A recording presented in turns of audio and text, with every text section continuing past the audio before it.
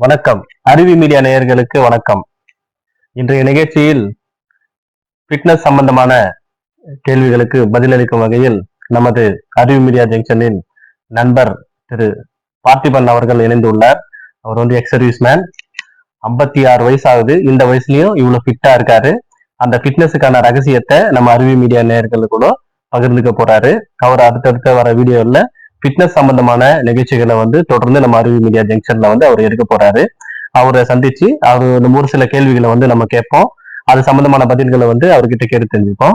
ஐயா வணக்கம். வணக்கம். வணக்கம். அருவி மீடியா ஜங்ஷன் நண்பர்களுக்கும் அருளவன் சார் உங்களுக்கும் என்னுடைய வணக்கங்கள். என் பேர் பார்த்திபன். நான் ஆர்மியில் 18 வருஷம் சர்வீஸ் பண்ணியிருக்கேன். 2008 ரிட்டையர்ட் ஆகிட்டு அகெயின்ஸ்ட் இது ஆர்மி டிஃபென்ஸ்லேயே தான் ஒர்க் பண்ணிட்டு இருக்கேன். 12 வருஷம் ஆயிடுச்சுங்க. ஒரு 4.5 வருஷம் தான் இருக்கு. ஃபிட்னஸ் அப்படின்னு சொல்லிட்டு சொன்னீங்க. ஃபிட்னஸ்ன்றது வந்து ஆர்மியில் மேக்ஸிமம் எல்லாரும் வந்து அந்த பிடி, பரேடு, கேமு, நைட் டியூட்டி, அப்புறம் அபிஷியல் ஒர்க்கு எல்லாம் பார்க்கும்போது நார்மலாகவே வந்து ஆர்மி பர்சன்ஸ் எல்லாருமே ஃபிட்டாக தான் இருப்பாங்க.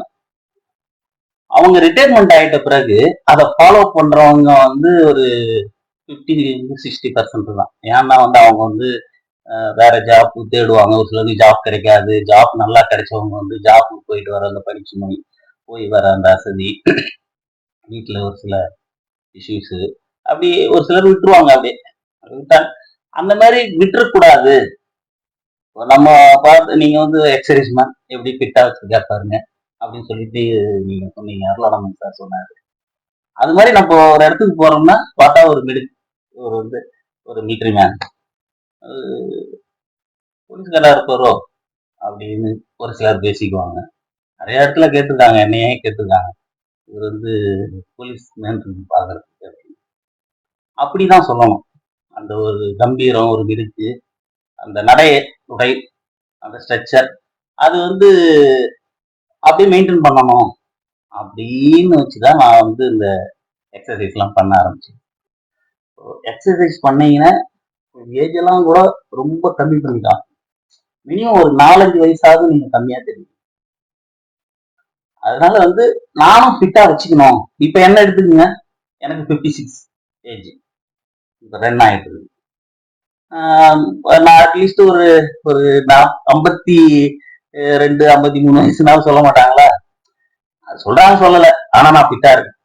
இப்ப நம்ம ஃபிட்டா இருந்தோம்னா, நம்ம கை கால் ஃபிட்டா இருந்தாதான் நம்ம போகலாம், வரலாம், சாப்பிடலாம், நம்ம குடும்பத்துக்கு தேவையானதையும் செய்யலாம், அப்புறம் நமக்கு தேவையானதை நாம செஞ்சுக்கலாம். அதெல்லாம் என்னது, உடல் ஆரோக்கியம் தான். ஃபிட்டா இருந்தாதான் எதுவுமே முடியும். கை கால் சரியில்லைன்னா நம்மளும் வந்து இதா இருக்க முடியாது, ஆக்டிவிட்டியா இருக்க முடியாது, குடும்பத்தையும் பார்க்க முடியாது. அதனால ஒரு ஃபிட்னஸ் அதுக்குன்னு ஒரு 40 மினிட்ஸ். இப்போ நான் சொல்றது என்னுடைய ஏஜ் ஓவர் 40 நல்லா இருக்கிறவங்க இதை ஃபாலோ பண்ணி பாருங்க. ஒன்றும் நார்மலா நீங்க வந்து அந்த ஃபுட் இருக்கணும், அது இருக்கணும், பாடி பில்டிங் பண்ணணும், அது ஜிம்முக்கு போய் தான் வந்து எக்ஸசைஸ் பண்ணணும் அப்படின்லாம் ஒன்றும் கிடையாது. நார்மலா நீங்க வந்து சாப்பாடு, அதாவது ஒரு சில இதெல்லாம் அடுத்த இதுல நான் சொல்றேன் உங்ககிட்ட. நார்மலான சாப்பாடு மட்டும் வீட்டுல கிடைக்கிறது. ஃபார் எக்ஸாம்பிள்னா பாதாம். இப்போ வந்து நீங்க வசதியா இருக்கீங்க, நீங்க பாதாம் சாப்பிடுவீங்க, ஃப்ரூட் சாப்பிடுவீங்க, கிஸ்மிஸ் சாப்பிடுவீங்க, வேற ஃபுட்லாம் கூட வாங்கி சாப்பிடுவீங்க. கொஞ்சம் மிடில் ஃபேமிலியில, நான்லாம் மிடில் தான், மிடில் ஃபேமிலியில இருக்கிறவங்க வந்து ஒரு பாதாம் ஈக்குவல் வேர்க்கடலை சாப்பிடுவாங்க. ப்ரோட்டீனுக்கு அவங்க அப்படியே பவுடர் எடுப்பாங்க. சோயாபீன் சிக்கா, அது என்ன சோயாபீன் சொல்லுவோம் நாங்க. இந்த சோயாபீன் மீன் மேக்கர், கரெக்டா சொன்னீங்க, மீன் மேக்கர். அந்த மீன் மேக்கர் அதுலயும் வந்து ப்ரோட்டீன் நிறைய இருக்கு. அந்த மாதிரி ஐட்டம் எடுக்கலாம். வெறும் எபிசோட்ல வந்து நான் அதை பத்தி சொல்றேன். எக்ஸசைஸ் அப்படிங்கும்போது கிரவுண்ட் எக்ஸசைஸ் நீங்க பண்ணலாம். இப்போ வந்து அப்பர் பாடிக்கு தனி எக்ஸசைஸ் இருக்கு. புல்லப்ஸ், டபுள் பாரு, டிப்ஸ், இது பண்ணீங்கன்னா போதும். அப்டமனுக்கு வந்து அப்படியே படுத்த இடத்துல, ஒரே இடத்துல நீங்க எங்க போறீங்களோ அங்கேயே நீங்க பண்ணலாம். இப்ப நான் சொல்ற எக்ஸசைஸ்லாம் இப்போ வந்து இப்ப நீங்க ஒரு ஜிம்முக்கே போயிட்டு இருக்கீங்கன்னு வச்சுங்க, 2 நாள் ஒரு ஃபங்க்ஷனுக்கு போயிடுவீங்க, ஒரு வாரம் ஒரு ஃபங்க்ஷனுக்கு போயிடுவீங்க. அது வர முடியாம போயிடும் அங்க இருந்து. ஃபங்க்ஷன் முடிஞ்சிட்டு அவங்க ரிலேஷன் வீட்லயே தங்கிடுவீங்க.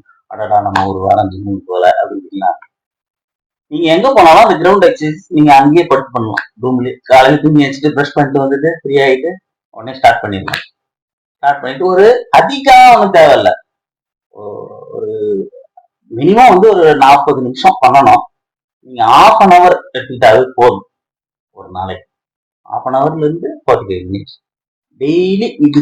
அதாவது நம்மளுடைய உடல் ஆரோக்கியத்துக்காக ஒரு 45 நிமிஷத்துக்கு ஒதுக்குறதுல ஒரு பெரிய விஷயமே கிடையாது.